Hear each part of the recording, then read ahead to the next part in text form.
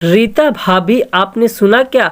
श्रीता रिश्ता ससुराल छोड़कर यहाँ आ गई है। महीना भर हो गया। सुबह सुबह सब्जी के ठेले पर से सब्जियां खरीदती। मोहल्ले की औरतों की पंचायत शुरू हो चुकी थी। हाँ, देखा तो मैंने भी है। उसने अपने बच्चे को पास वाले प्ले ग्रुप में भी डाल दिया है। समिता फुसफुसाई, हाँ तो लव मैरिज का यही तो अंजाम होता है। पहले तो इसका भूत सर पर चढ़ा बोलता है और जब ये उतर जाता है तब सब समझ में आ जाता है।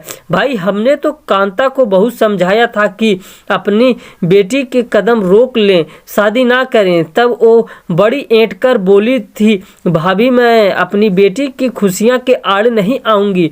फिर लड़का और उसका परिवार सब कुछ अच्छा है तो मुझे क्या परेशानी होनी है। ले भाई, अब निकल गई ना सारी ऐंठ।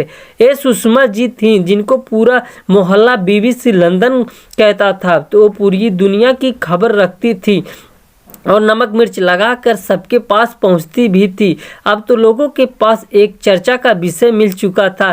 धूप सेकने पार्क में बैठी हो या फिर शाम को वॉक करती हो, सभी अपने सफुगे छोड़ने की होड़ में लगी रहती हैं। इन सब अफवाहों की भावना कांता और उनकी बेटी रिश्ता को भी लग चुकी थी। फिर जब एक दिन हद की पराकाष्ठा हो गई, जब किसी ने कहा दरअसल रिश्ता का अफेयर किसी और के साथ चल रहा है, उसके पति को पता चल गया, तभी उसके रिश्ता को उसके मायके पार्सल कर दिया। बताओ भला, आपने बेटे के बारे में भी नहीं सोचा? मम्मी, अब तो इन आंटियों ने अफवाह उड़ाने की अपनी सारी सीमाएं तोड़ दी हैं।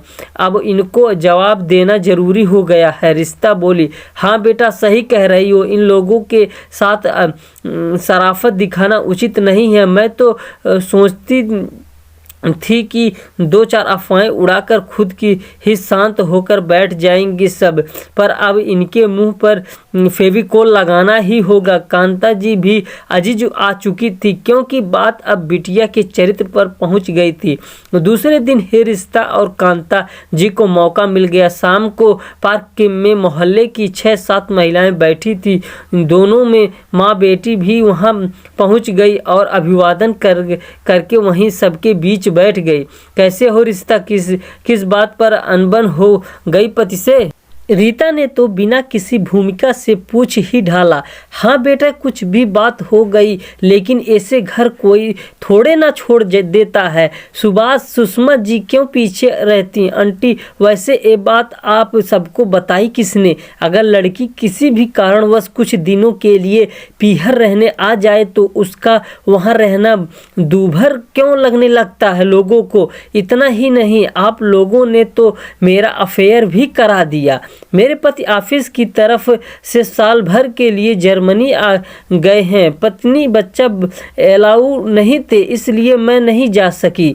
आप सबको तो पता ही है, मेरे सास ससुर कोरोना की भेंट चढ़ गए तो नितान अजनबी शहर में अकेले किराए के मकान में रहना मुझे और मेरे पति को उचित नहीं लगा, इसलिए मैं अन्य को लेकर यहाँ आ गई। और चूंकि साल भर रहना है, इसलिए उसे प्ले ग्रुप में डाल दिया।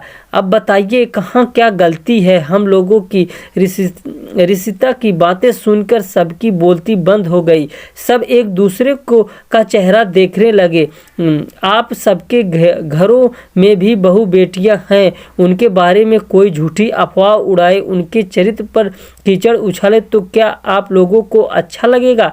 हमारा ये मोहल्ला एक परिवार की तरह होना चाहिए कि किसी की कोई भी गलती देखे तो आपस में बात करके उसका निवारण करे, ना कि इधर की बात उधर घुमाए। कांता जी रोष से बोली। सभी के चेहरे शर्म से झुक गए और चुपचाप सब उठकर अपने अपने घरों की ओर चली गई।